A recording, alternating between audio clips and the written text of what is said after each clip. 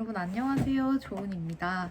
제가 추석 연휴인데 본가에 정말 하루 갔다 오고 이제 과제를 위해서 이제 집에서 이렇게 하고 있다 보니까 제가 생각해보니까 작년 추석 연휴도 이렇게 보냈더라고요. 그 이유가 이제 자소서 작성이랑 공인 어학 성적을 위한 공부 이렇게 해가지고 그래서 이제 대학원 지원을 위한 본격적인 준비 기간에 들어섰구나 싶어가지고 이제 자소서 콘텐츠로 돌아왔습니다. 크게 세 가지예요. 되게 세부적으로는 챙길 것들이 많은데 사실 앞에 두 개는 제가 어떻게 첨언을 해드릴래야 해드릴 수가 없는 부분이라서 알아서 잘 해주셔야 되는데 자기소개서 같은 경우에는 조금 관심을 가질 수도 있을 것 같아요. 그래서 이 자기소개서에 대해서 조금 이야기를 해보면 어떨까? 도움이 되지 않을까 싶어가지고 자기소개서 읽는 콘텐츠로 돌아왔습니다. 이 교육대학원에 대한 이야기를 해드릴 때 일반 대학원이 아닌 특수대학원이에요. 비슷한 특수대학원의 결론은 뭐 MBA라든지 이런 식으로 직장인들이 더 많이 다니는 곳 있잖아요. 우리가 보통 대학원생 하면은 생각나는 그 연구를 진짜 아침부터 아침까지 하고 뭐 교수님의 이런 표현 좀 조심스럽지만 노예다 하는 그런 대학원보다는 조금 더 직장인이 일을 더 잘하기 위해서 아니면 조금 더 진로 설정, 직무 변경을 위해서 다니는 게 특수대학원이라고 할 수 있겠습니다. 네, 먼저 고려대학교 자기소개서 질문은 총 5개로 됐고요. 사실 한 1번부터 3번까지는 너무 기본적인 질문이라서 이맘때쯤에 많이 작성을 하시는 것 같아요. 근데 조금씩 변화가 있을 수도 있다 보니까 이런 부분들은 잘 조정해서 해주시는데 1, 3번은 좀 미리 작성을 해두시는 편이다. 이렇게 말씀을 드릴 수 있겠고요. 그럼 1번 문항부터 한번 읽어보면서 그냥 제가 이때 왜 이렇게 썼는지 그리고 어떻게 해석하면 좋을지 여러분들도 자소서 구조를 어떻게 짜면은 조금 더 효과적인지 이런 이야기들을 해보면 좋을 것 같습니다. 그래서 1번 질문은 해당 모집단이 지원 동기 및 졸업 후의 진로와 계획을 기술하시오. 저는 이 문항이 되게 중요한 것 같아요. 왜냐면 이제 뒤에 가면 학부 시절 중에 너의 경험은 뭐야? 그리고 너가 여기 들어와서 어떻게 학업 계획이 어떻게 돼? 이런 질문들이 있는데 사실 어떻게 보면 이 모든 게 일관성을 갖춰야 되거든요. 여기서는 이 얘기했다가 저기서는 딴 얘기하면 안 되니까 이제 여기서 좀 정신을 차리고 하는 거예요. 그래서 저는 자소서를 쓸 때 무조건 2갈씩으로 작성을 해요. 그래서 첫 문장에서 내가 무슨 말을 하고 싶은지 싹 정리를 하고 가는데 이 문항은 자소서에 마치 2갈씩 같은 느낌인 거예요. 저는 그렇게 이해를 했거든요. 그래서 이걸 먼저 읽어보겠습니다. 네, 첫 줄. 저에게 교육은 도구입니다. 세계와 시대에서 누구도 사회에서 소외되지 않고 살아갈 수 있도록 하는 사회를 만들고 싶다는 목적을 이루기 위한 도구요. 네, 저에게 교육이 어떤 의미인지 먼저 밝혔죠. 그리고 제가 어떤 교육을 하고 싶은지 말씀을 드렸는데요. 일단 이 문장에서 제가 조금 아쉬운 걸 말하자면 좀 저의 목적을 좀 더 간결하게 정리할 수 있지 않았을까 싶은 아쉬움이 들긴 하는데 계속해서 읽어보겠습니다. 대학에서 역사학을 전공하며 시간과 공간의 변화 속에서 인간이 대처하는 방식에 대한 통찰력을 얻을 수 있었습니다. 중세 인간이 만들어낸 가장 강력한 발명품이 종교였다면 근대 인간이 만들어낸 가장 강력한 발명품은 교육이라고 생각합니다. 까지인데요. 일단 제가 전공이 공식적으로는 역사학이라고 표기가 되다 보니까 이제 서류를 합격하기 위해서는 이 역사학과 교육대학원, 특히 교육대학원 중에서 역사교육학도 아니고 평생교육학? 왜지? 이런 거에 대한 조금의 어떤 당위성을 얘기를 하고 싶었던 것 같아요. 그리고 다음 문장은 이제 역사학과만 쓸 수 있는 문장을 썼네요. 네, 근데 만들어낸 가장 강력한 발명품은 교육이라고 생각합니다. 계속해서 교육이 굉장히 중요하다는 거를 제가 강조를 하고 있었던 것 같아요. 그 다음에 저는 학부 재학 시절 중 특히 동아시아 근대국가의 형성에 관심을 두었습니다. 3년간 졸업 논문을 위해 관련 주제를 탐구해 오면서 교육을 통해 민족이라는 상상의 공동체가 만들어졌다는 것, 교육이 인간을 자유롭게 함과 동시에 인간을 억압할 수 있는 도구도 될 수 있다는 것도 알 수 있었습니다.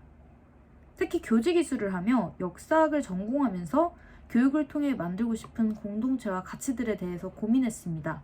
그 결과 교육이 재생산해내는 가치의 한계에 대해서 생각하게 되었습니다. 학교 교육보다는 다양한 대상, 더 넓은 사회, 그리고 요람에서 무덤까지 인간의 전 생애를 아우를 수 있는 평생교육에 관심을 가지게 되었습니다. 이게 지원 동기의 핵심이죠. 네, 왜 핵심이냐면 사실 교육이 되게 공동체를 만든다. 여기가 이제 제 인식의 전제였고, 그랬을 때 학교 교육만으로는 한계가 있다. 우리 공동체의 정체성을 만드는데 학교 교육만으로는 한계가 있고, 나는 더 다양한 대상, 그리고 더 넓은 사회를 보고 싶고, 그리고 인간이 전생에 대해서 교육받아야 할 필요성이 있다고 생각한다. 근데 그래서 나는 평생교육이 관심이 가. 이게 제 말의 핵심인 거죠. 네, 그래서 다시 한번 제가 뭐 공부한 것과 앞으로 공부할 것이 어떻게 연결이 될 수 있는지를 다시 한번 강조를 하고 있습니다.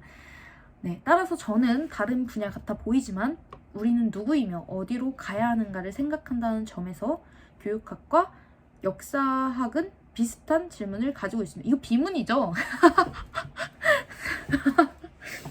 용기 뽑혔네요.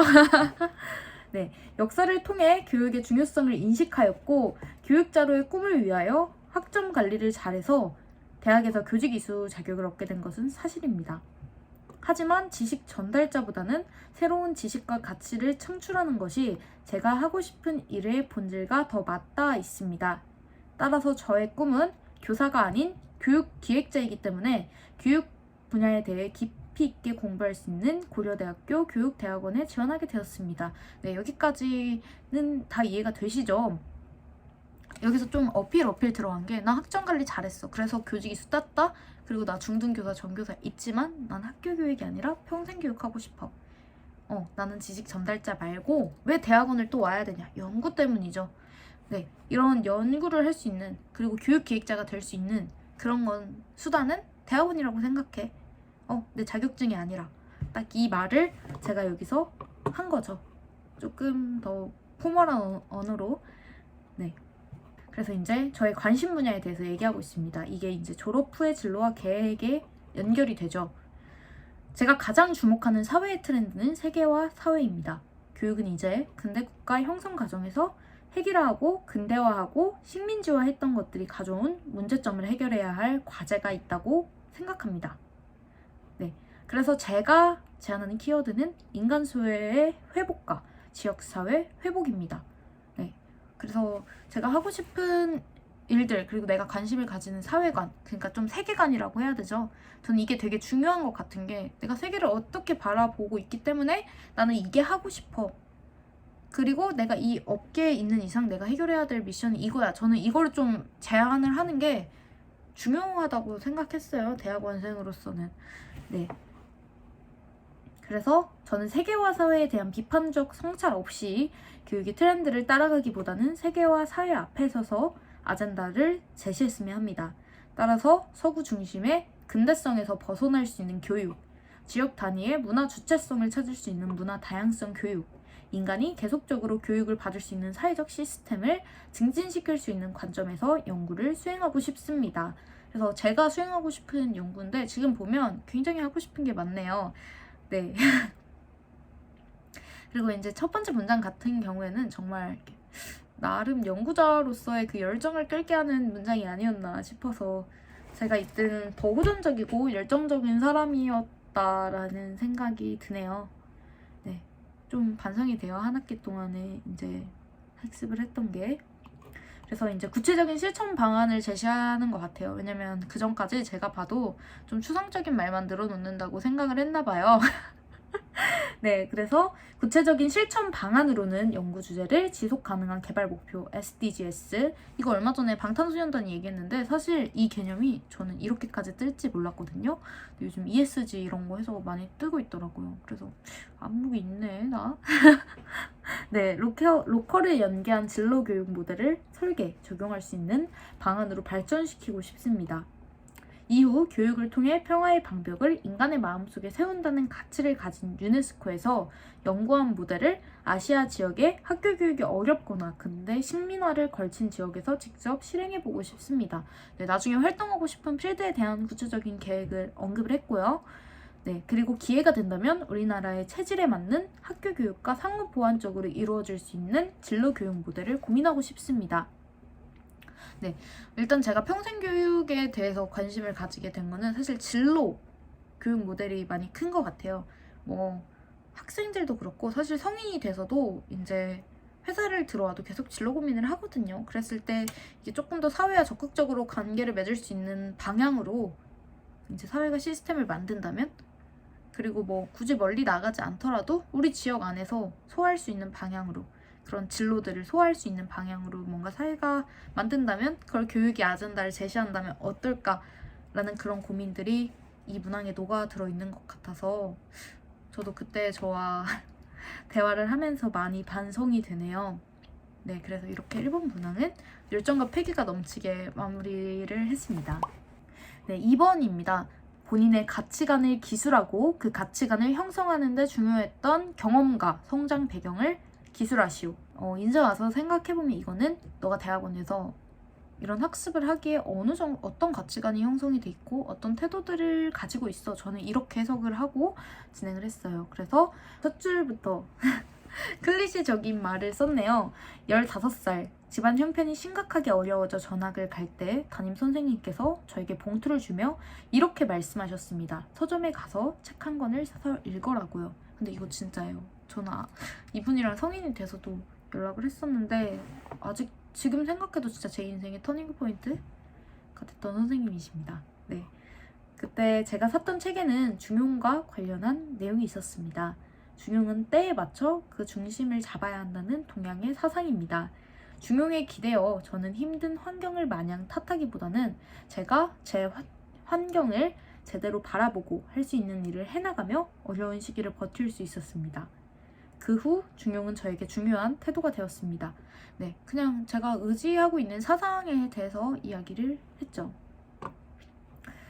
그리고 이제 이게 실제로도 제 중요한 가치관인데, 이제 그랬을 때 제가 오랫동안 말만 해온 게 아니라 이 가치관에 의지해서 많은 의사결정을 했을 거 아니에요. 그랬을 때 제가 이 사상을 해석한 것도 함께 적었습니다. 그래서 때에 맞춰 그 중심을 잡아야 한다는 뜻의 중용은 있는 그대로 현재를 바라보고 내 상황에 맞게 나와 사회와 새롭게 관계 맺을 줄 알아야 한다는 삶의 지침입니다. 그래서 제가 가장 경계하는 말은 원래 그래 라는 말이고, 가장 좋아하는 것은 새로운 이름과 가치를 만들어주는 것입니다. 그러기 위해서는 진심으로 관심을 가지고 관찰을 해야 한다고 생각합니다. 라고 썼네요. 이거는 뭐 지금도 제 가치관이죠. 새로운 이름과 가치를 만들어주는 거 정말 좋아하고요. 네. 그래서 이제 그 뒤에는 좀 사례를 썼어요. 뭔가 말만 하기보다는 나는 말과 행동이 그래도 일치하는 사람이야. 이런 것들을 좀 교수님들께 어필하고 싶었던 것 같아요. 네. 실제로 학부 시절 학습자에게 진심으로 관심을 가지고 관찰을 하면서 저의 교육관이 변화된 사례도 있습니다. 네, 이게 가치관이 어떤 한 교육관이라든지 뭐 인생관이라든지 아니면은 뭐 부모님들이라고 하면 양육관이라든지 어떤 관에 투영되는 건 또 다른 문제라고 생각했고, 교육대학원이라서 교육관에 이게 실제로 이 가치관이 정말 많이 나에게 앞으로 이정표가 돼줄 것 같다라는 사례를 함께 넣은 것 같습니다. 저는 학부 시절 장애아들의 산행교육 프로그램의 봉사자로 참여한 경험이 있습니다. 거기서 윤석이라는 한 아이를 만났는데 처음부터 저에게 침을 뱉고 모른다는 말만 하는 것이었습니다. 저도 모르게 불쌍하다는 이유로 아이고 그럴 수도 있지 라고 생각하고 넘기려고 했는데 교수님께서 너도 침을 뱉고 강하게 나가 라고 말을 해주셨습니다. 그래서 침을 뱉고 진짜 뱉었어요. 가래침 뱉었거든요. 네, 강하게 나아가자 거짓말같이 윤석이의 행동 문제들이 서서히 나아지는 것이었습니다. 사실 이런 말 하나에도 저의 좀 사상이 드러나는 건 문제 행동이라기보다는 행동 문제죠. 네, 어른들이 좀 네, 어쨌든 알고 보니 모두가 특별하고 불쌍하다는 이유로 또래라면 하면 안 될 행동을 해도 윤석이에게 제대로 혼내지 않았기 때문에 윤석이는 그렇게 할 수 있는 것이었습니다. 물론 인지적으로 보면 윤석이는 부족한 아이였지만 마치 다른 아이들처럼 대하면서 함께하는 시간이 길어질수록 지하철 노선도를 저보다 잘 보는 것을 알게 되었고 단어를 가르쳐주면 반나절만 지나도 잘 쓰는 아이라는 것이 보였습니다. 저는 이게 좀 어떤 거였냐면 이제 애가 행동 문제가 있다고 해서 막 밖에서 소리를 지른다 해서 지하철도 안 태우고 그런 경우가 많은데 근데 실제로 지하철을 타보니까 얘는 지하철 노선도도 잘 보고 생각보다 얌전하기도 하고 그리고 얘가 이걸 기억하지 못하겠지 하고 안 가르쳐줄 수 있는데 그냥 무조건적으로 윤석아 이건 이거야 선생님이 1시간 뒤에 다시 물어볼게 윤석이한테 이렇게 하고 가르쳐주면 저보다 잘 외우는 거예요. 네, 그래서 오히려 얘가 뭐 장애인이고 기억력이 안 좋고 애가 좀 자폐 증세가 있다는 이유만으로 그런 것들을 미리 제거하는 방향으로 가는데 제거하지 않고 그냥 똑같이 대하니까 얘만의 장점이 보이는 거죠. 네, 이거는 사실 학교 교육에서 할 수 없는 거고 같이 산을 타고 같이 지하철도 가고 같이 야 이런 문제가 생겼을 때 너 이렇게 하면 안 돼 라고 이제 말을 해주거나 그때는 이렇게 표현해 라고 말해주면서 사실 깨닫는 거잖아요. 그래서 이 사례를 넣었던 것 같습니다. 네, 그래서 오히려 다른 사람들과 다를 것 없이 대하면서 윤석이에 대한 저의 관점에 변화가 생겼습니다. 장애인이란 이름에 갇혀서 윤석이를 있는 그대로 바라보지 않는 것은 저였습니다. 장애인, 저소득층 이런 이름은 어디까지나 복지를 위한 이름일 뿐이지 교육에서는 장애인, 저소득층이라는 접근으로 관계를 맺어서는 안 된다는 것을 깨달았습니다. 진정한 관심이 동반되는 관계 맺음을 통해 적극적으로 그들의 진짜 이름을 구성할 수 있는 것이 교육이라는 것이 저의 결론입니다. 네, 여기까지 썼는데 맞아요. 그 전까지는 장애인 학습자 이렇게 했는데 그냥 걔는 인간 윤석이었을 뿐이고 그 친구들과 진짜 관계를 맺는 방식이 뭐 장애인이 배려할 수 있는 걸 수도 있어요. 뭐 교육 환경에서 애가 허리를 못 세워 그러면은 천장에다가 TV를 달 수도 있는 거잖아. 그거는 맞아. 근데 이 아이가 어떤 사람이고 어떤 교육을 받아야 되는지는 사회에서 함부로 규정을 하면 안 된다는 것이 저의 결론이었어요. 그래서 이런 교육관을 가지고 있는 사람이기 때문에 제가 이제 평생 교육을 해야 되는 거죠. 또 한편으로는. 그래서 특히 평생 교육을 공부하는 사람이라면 빠르게 변하는 사회와 다양한 학습자들을 있는 그대로 바라보고 새롭게 정의할 수 있는 체력과 관찰력이 있어야 한다고 생각합니다. 제가 가진 빠르게 변하는 사회 속에서 사람을 볼 수 있는 관찰력과 있는 그대로 받아들일 수 있는 포용력은 비용 때문에 포용력은 평생 교육을 공부하는 학생으로서도 세계화 시대 속에서 고민하는 교육 기획자로도 성장할 수 있는 좋은 발판이 될 수 있을 것입니다. 라고 저의 태도가 실제로 저의 제가 하고 싶은 거, 제가 공부하고 싶은 거랑 어떻게 연결되는지로 마무리를 지었습니다. 네, 여기까지 2번 문항을 읽었고 이제 여기까지 봤을 때는 계속 그 말을 하고 싶었던 것 같아요. 나는 이 공부를 왜 필요한지 알고 나는 그 준비가 돼 있어. 난 그런 태도를 가지고 있어. 라는 거를 어필하고 싶었던 것 같아요. 왜냐면 이걸 보는 분들은 교수님들이시니까. 네.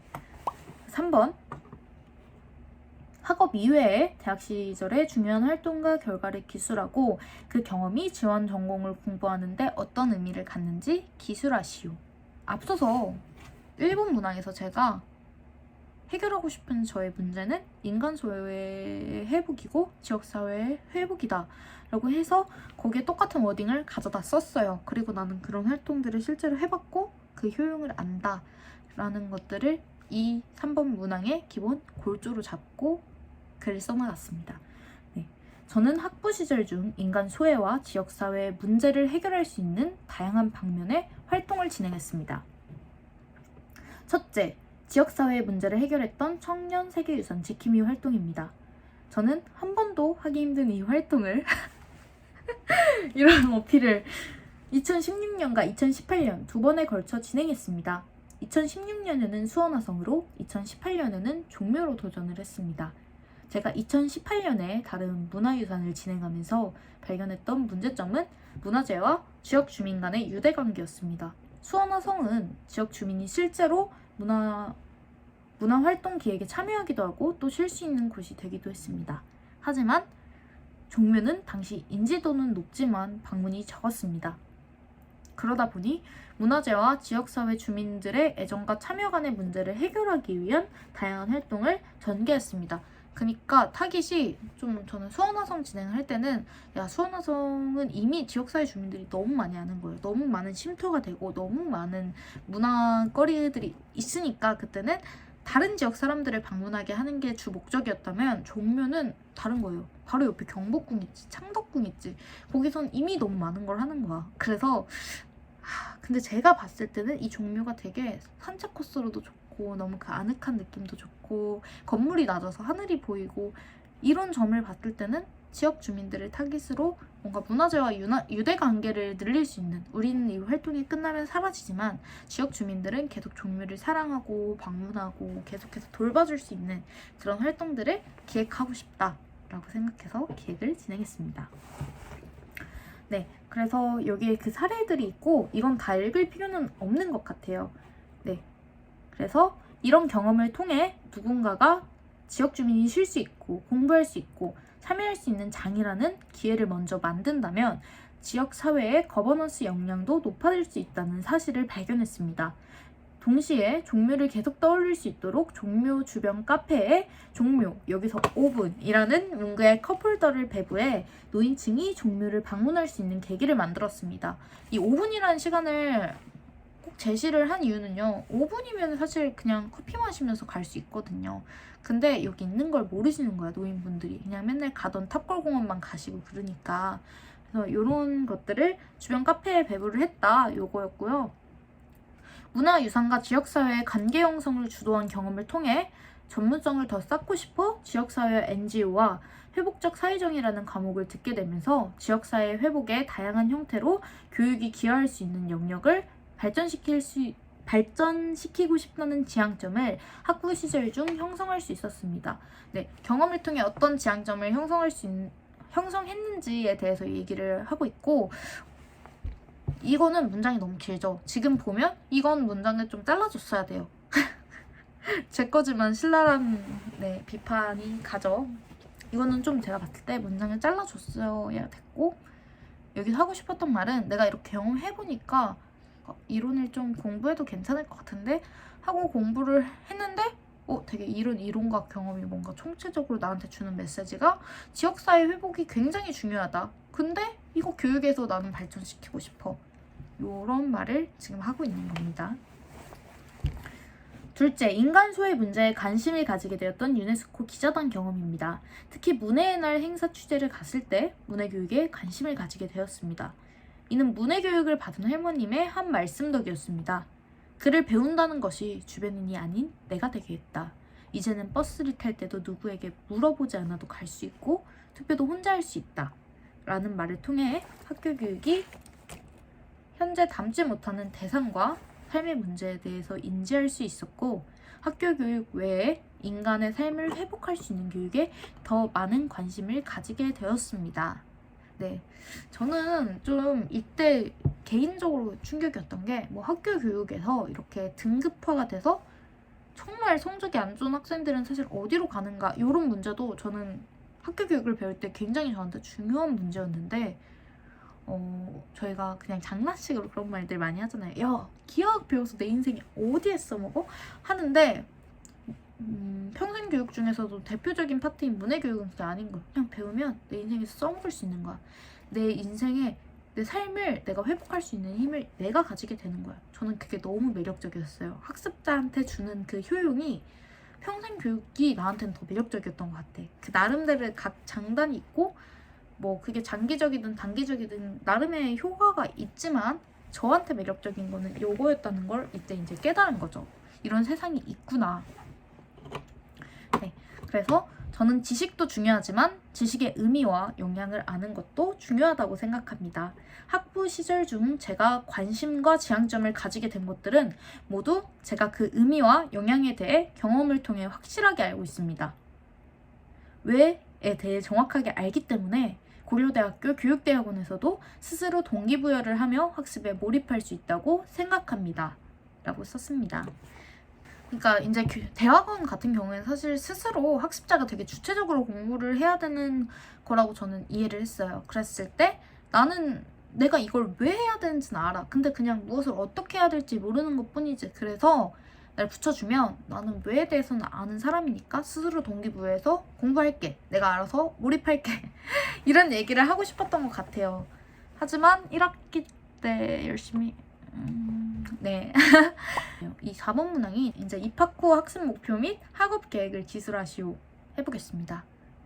네, 고려대학교 교육대학원은 저에게 글로벌 네트워킹의 기회와 세계화 시대에 필요한 지식과 경험을 얻을 수 있는 환경을 가지고 있다고 판단됩니다.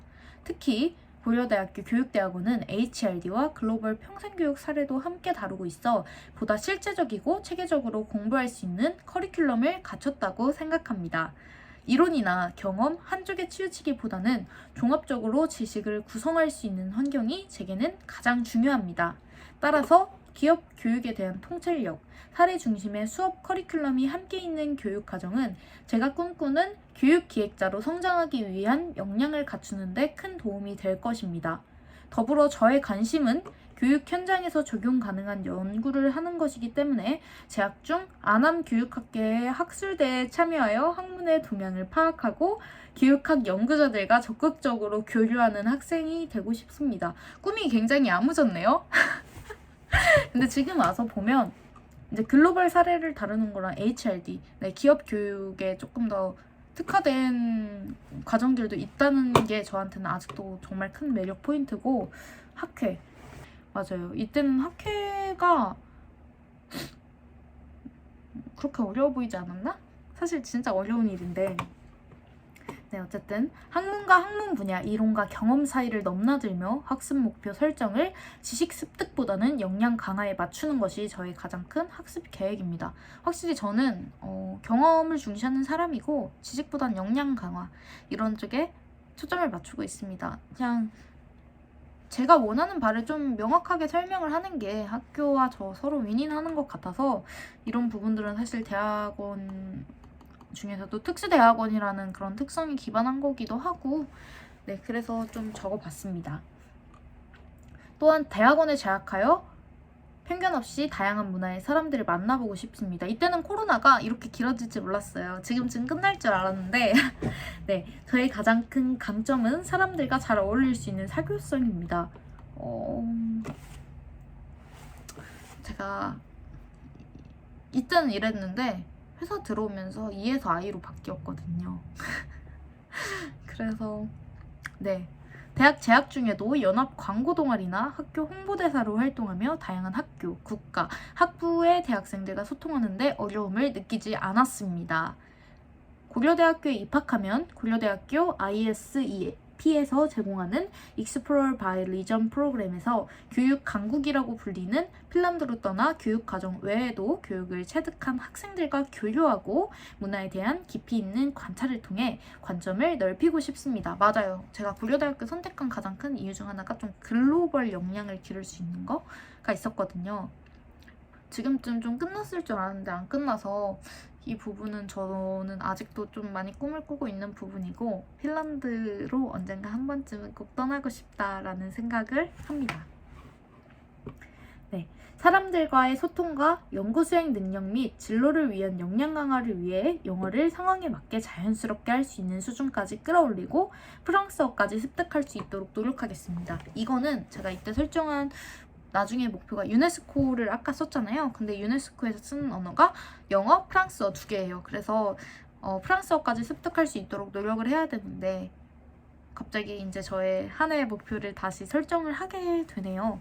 다양한 문화의 다양성을 경험하고 그 의미를 통찰한다는 것은 미래의 의미를 만드는 교육의 선행 조건이라고 생각합니다.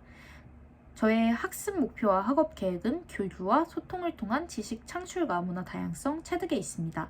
학과 커리큘럼 외에도 적극적인 배움과 학교에서 제공하는 글로벌 네트워킹을 통해 고정관념에 갇히지 않고 지식을 창출하는 힘을 기르고 싶습니다.